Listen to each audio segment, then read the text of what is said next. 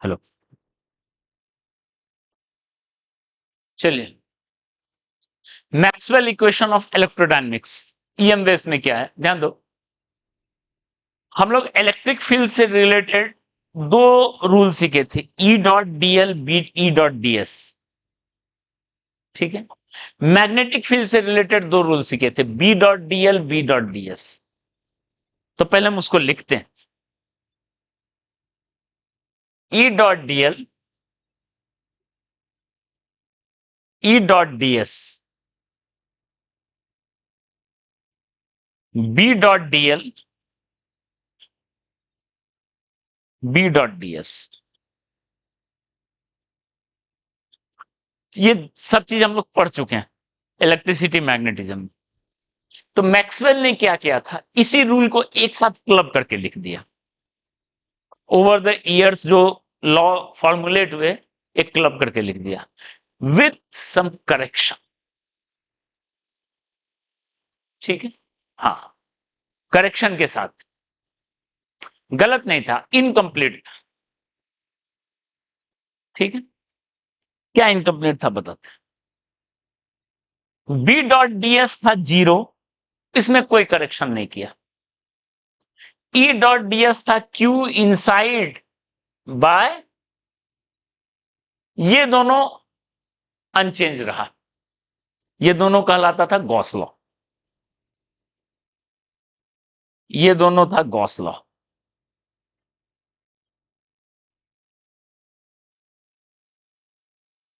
एक Gauss law in electricity, एक Gauss law in magnetism. इसमें कोई चेंज नहीं हुआ। ये जो भी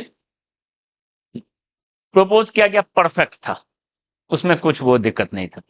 ठीक है, दिक्कत इन दोनों में था। हम लोग ई डॉट डीएल क्या लिख रहे थे बताओ, ई डॉट डीएल क्या होता था। ई dot DL E dot DL लिखते थे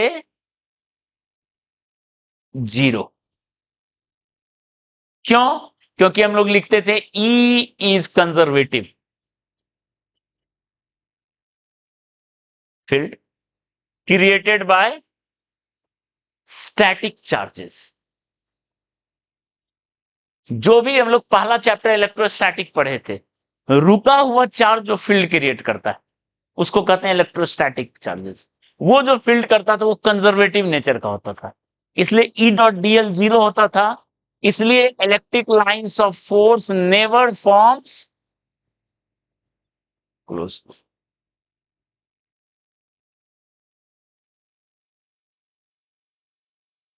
ठीक है, कभी नहीं बनाता है क्लोज लूप। ठीक है, और इन बी डॉट डीएस में भी, बी डॉट डीएस को काफी डिटेल में बताया मैं, Gauss line magnetism, Gauss line electrostatics. तो गॉस लाइन मैग्नेटिज्म का वीडियो भी है, देख सकते हो, फिर से रिपीट कर सकते हो। ठीक है, चलो, ये था, बताया गया था पहले।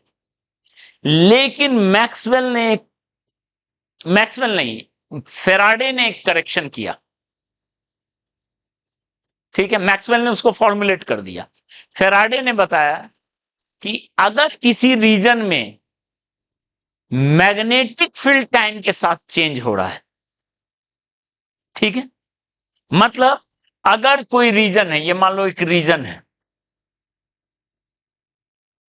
इस रीजन में मान लेते हैं मैग्नेटिक फील्ड टाइम के साथ चेंज होता है, B changes with time, increases with time. एक एग्जांपल लिखते हैं। तो हम लोग लेंज लॉ के हिसाब से पढ़ चुके हैं, लेंज लॉ के हिसाब से अगर ये कंडक्टिंग रिंग है,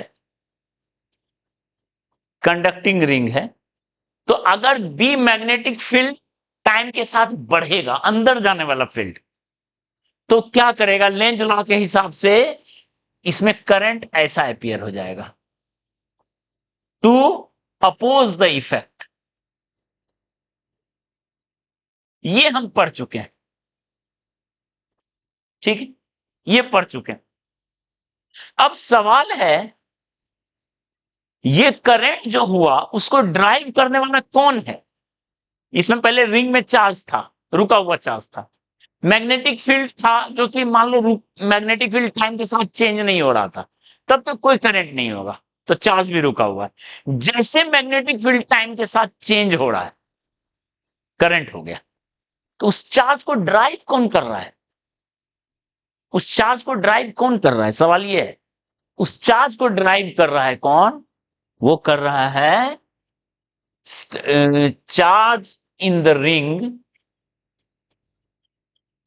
free charge in the ring is derived by induced electric field created by time varying magnetic field, time varying magnetic field। अगर किसी रीजन में टाइम वेरिंग मैग्नेटिक फील्ड है, मैग्नेटिक फील्ड टाइम के साथ very कर रहा है, इसका मतलब मैग्नेटिक फ्लक्स वेरी कर रहा है। ये क्या था? ये टाइम के साथ वेरी कर रहा है, इसका मतलब क्या था? फ्लक्स वेरी कर रहा है, फ्लक्स वेरीज, यही था। और हम लोग ये पढ़े फ्लक्स वेरी कर रहा है तो करंट होगा, लेंज लॉ से। अब उसके बेसिक पे जा रहे हैं, फ्लक्स क्यों वेरी कर रहा है? क्योंकि मैग्नेटिक फील्ड वेरी कर रहा है, ठीक है। फ्लक्स वेरी कर रहा है तो करंट होगा लेंज लॉ के हिसाब से। ये करंट क्यों हो रहा है? क्योंकि उसका बेसिक कॉज ये है कि जिस भी रीजन में मैग्नेटिक फील्ड अगर टाइम के साथ चेंज होगा, वो एक इलेक्ट्रिक फील्ड को इंड्यूस कर देगा। और वो इंड्यूस्ड इलेक्ट्रिक फील्ड क्या कर रहा है? वो इस चार्ज को, मतलब हो क्या रहा है, टाइम के साथ बढ़ रहा है, तो इलेक्ट्रिक फील्ड इंड्यूस ऐसा है।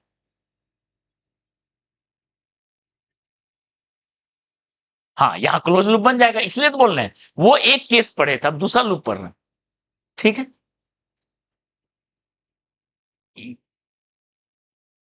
ऐसा एक इंड्यूस्ड इलेक्ट्रिक फील्ड इसमें अपियर हो जाएगा, ठीक है।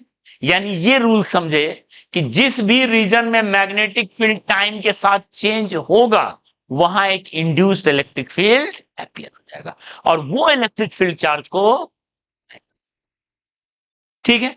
यानी ये फील्ड जो है, देखो ये कहां से आया, देख लो यहां से, -d∅b बाय, यानी दिस इक्वल टू ये होता है, ठीक है, ओके। और मैथमेटिकली करेक्ट फॉर्म में लिखो तो पार्शियल डेरिवेटिव लिखना चाहिए। मतलब जिस रीजन में मैग्नेटिक फ्लक्स टाइम के साथ चेंज होता है due to time varying magnetic field. ए देखो, मैग्नेटिक फ्लक्स कैसे चेंज हो रहा था? एरिया चेंज करने से भी। बी मान लो चेंज नहीं होता, अगर एरिया चेंज करने से मैग्नेटिक फ्लक्स चेंज होता तो भी करंट आता था, तो वहां का रीजन था मोटरल ईएमएफ, बैटरी बन जाता था। अब यहाँ एरिया फिक्स है, मैग्नेटिक फील्ड टाइम के साथ चेंज हो रहा है, तो क्या रीजन है? Induced electric field. ये टाइम, ठीक है, ये क्या कर रहा है? इलेक्ट्रिक फील्ड को इंड्यूस कर रहा है। The induced electric field, the E induced is non conservative in nature.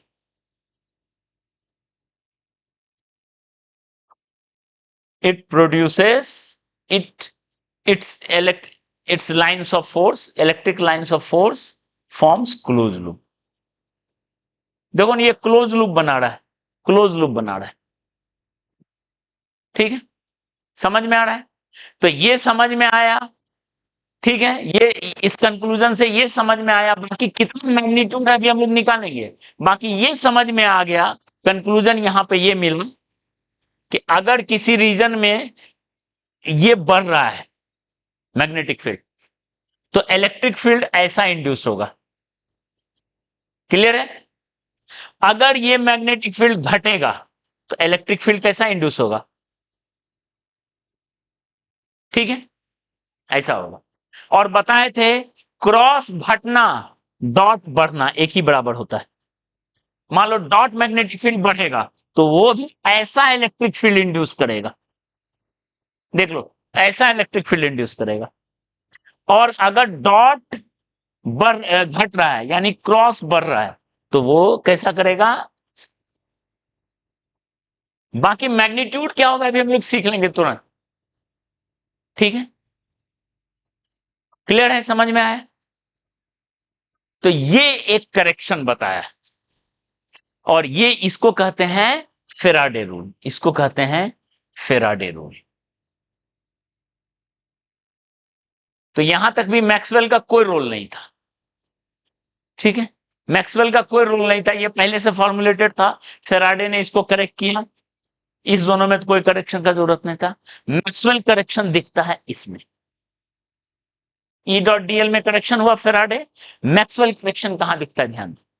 अब आते हैं ये बी डॉट डीएल, और दोनों एकदम सिमेट्रिक रिजल्ट है, देखो बी डॉट डीएल क्या होता था, म्यू नॉट इंटू आई इनक्लोज्ड होता था। इसको कौन सा रूल बोलते थे अनमोल, ये कौन सा रूल था, B dot DL equal to mu naught into I enclose,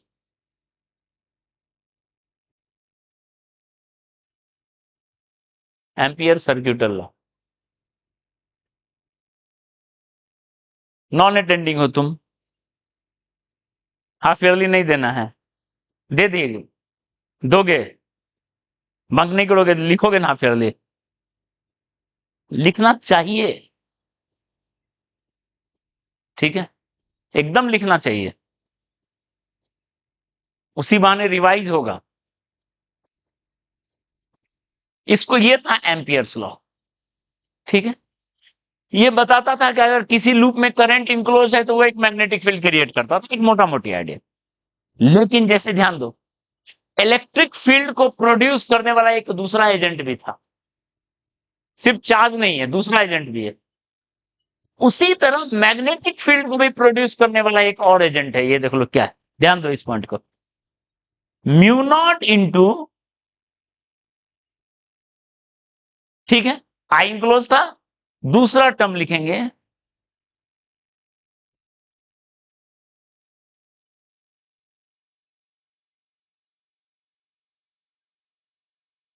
ये क्या बता रहा है, देखो जिस लूप से एक था, जिस लूप में करंट हो तो मैग्नेटिक फील्ड होगा। अब देखो जिस लूप में अगर इलेक्ट्रिक फ्लक्स टाइम के साथ चेंज हो रहा है, ये क्या था, अगर मैग्नेटिक फ्लक्स टाइम के साथ चेंज हो रहा है तो इलेक्ट्रिक फील्ड इंड्यूस कर देगा।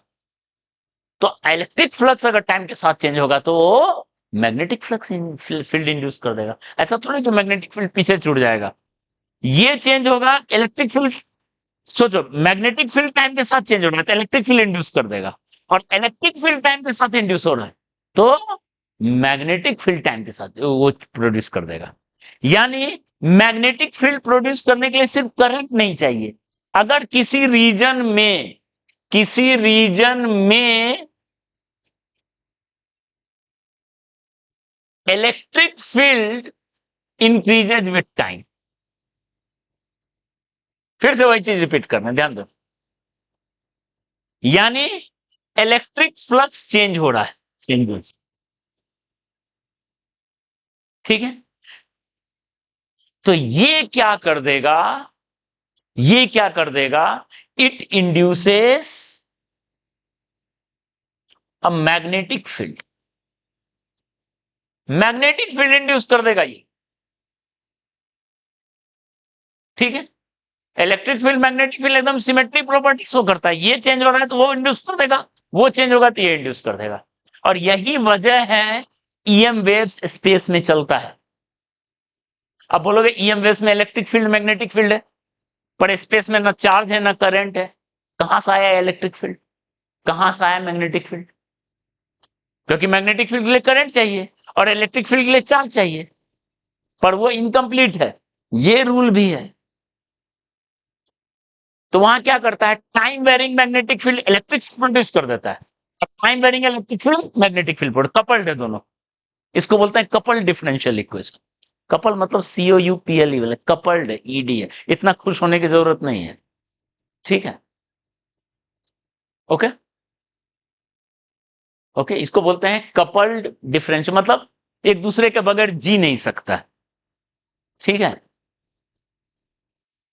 ओके,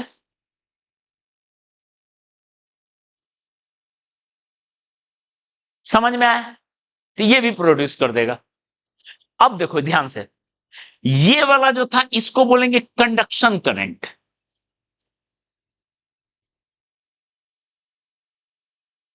ये जो करंट है ये कंडक्शन करंट है, arise due to flow of charge. Charge के फ्लो करने से एराइज कर जाएगा ये कंडक्शन करंट। चार्ज फ्लो करता है तो करंट होता है। ये चीज देखो, ये पूरा चल, इसी को बोलेंगे मैक्सवेल करेक्शन। मैक्सवेल ने यही करेक्ट किया था, मैक्सवेल करेक्शन, एक्स्ट्रा टर्म लगाया था। इस टर्म के बारे में देखो, ये टर्म क्या है, देखो तो इसका यूनिट डायमेंशन करंट का होगा, ये पूरा का ऑफ करंट। क्यों? क्योंकि एकदम दिस प्लस दिस है, म्यू नॉट दोनों में है। अगर ये करंट है तो ये भी करंट होगा। ये बात समझ में आ रही है? इधर देखो, इधर देखो, खाली नोट करने में फिरा हुआ, इधर देखो, इसका यूनिट डायमेंशन पूरे का किसका होगा? करंट का होगा। आता है क्वेश्चन, पीवाईक्यू में मिल जाएगा क्वेश्चन, इसका यूनिट डायमेंशन क्या है। तो अगर जिसको एक्सप्रेशन याद है उसको कैलकुलेट करने का भी जरूरत नहीं है, बाकी आप इसको वेरीफाई करना, वेरीफाई इट। एप्सिलॉन नॉट का आपको पता है यूनिट डायमेंशन, फाई का पता है, नीचे टाइम है, करके देखना ये करंट का आ रहा है कि नहीं, कूलम पर सेकंड आ रहा है कि नहीं। ठीक है, क्लियर है? अच्छा, अब दूसरी बात, इसको बोलेंगे this is called displacement current. इसको बोलते हैं डिस्प्लेसमेंट करंट। किसी रीजन में अगर इलेक्ट्रिक फील्ड टाइम के साथ चेंज होगा तो वो एक करंट एराइज होगा, और वो करंट की वजह से मैग्नेटिक फील्ड इंड्यूस होगा। वो current flow of charge type का नहीं है, एक करंट कह सकते हैं उसको। एग्जैक्टली करंट वो मत इमेजिन करो कि चार्ज फ्लो कर रहा है, नो। एक करंट ऐसा टर्म आ रहा है जो कि एक मैग्नेटिक फील्ड इंड्यूस कर रहा है, इसको बोलते हैं डिस्प्लेसमेंट। क्लियर है डिस्प्लेसमेंट करंट क्या है? ओके। अब ये क्या कर रहा है, ये क्या कर रहा है, इट इंड्यूसेस मैग्नेटिक फील्ड, ये मैग्नेटिक फील्ड इंड्यूस कर रहा है। और इसका डायरेक्शन कैसे होगा? Direction of induced magnetic field क्या होगा, ये देख लो कैसे निकलेगा। एक्सप्रेशन तो दोनों सेम है, यहां जो है ये जो इंड्यूस कर रहा है और ये जो इंड्यूस कर रहा है, एक्सप्रेशन तो सेम ही है, लेकिन आगे में माइनस लगा हुआ है। तो माइनस लगने की वजह से डायरेक्शन में उल्टा आ रहा है। डायरेक्शन क्या हो रहा है? उल्टा हो रहा है। कैसे? देख लो ध्यान से, क्रॉस मैग्नेटिक फील्ड बढ़ रहा है, ये मैग्नेटिक फील्ड था, क्रॉस मैग्नेटिक फील्ड बढ़ रहा था, तो वो ऐसा इंड्यूस इलेक्ट्रिक फील्ड किया। तो यहां पे क्या करेंगे, अगर क्रॉस ये इलेक्ट्रिक फील्ड लिख रहे हैं, आप ही सोचो, अगर क्रॉस इलेक्ट्रिक फील्ड बढ़ रहा होगा तो कैसा मैग्नेटिक फील्ड इंड्यूस करेगा? इस दोनों एक्स, यहां प्लस है वहां माइनस है, तो यहां जैसा करता लेंज लॉ से उसका उल्टा यहां करेगा, क्योंकि यहां माइनस नहीं है। तो यहां क्रॉस बढ़ने पे ऐसा इलेक्ट्रिक फील्ड इंड्यूस कर रहा था, तो यहां अगर क्रॉस इलेक्ट्रिक फील्ड बढ़ेगा तो ऐसा इंड्यूस कर देगा। क्लियर है? हाँ, क्लोज लूप बनाएगा। Magnetic lines of force always form close loop. This, ये लॉ यही बताता है, ये बता रहा है कि magnetic lines of force always forms close loop. तो वो तो क्लोज लूप ही बनाएगा, बट डायरेक्शन देख लो, समझ में आया? बाकी केस देखो, अगर ये घट रहा होगा तो कैसा प्रोड्यूस करेगा? इसका उल्टा। आइडेंटिकली क्रॉस बढ़ना या डॉट घटना, ये कैसा प्रोड्यूस करेगा? क्रॉस घटना या डॉट बढ़ना, ये कैसा प्रोड्यूस करेगा? बस ये है इलेक्ट्रिक फील्ड और वो प्रोड्यूस हुआ मैग्नेटिक फील्ड। क्लियर है? समझ में आया करेक्शन? अब एक एग्जांपल से समझते हैं डिस्प्लेसमेंट करंट का, ठीक है?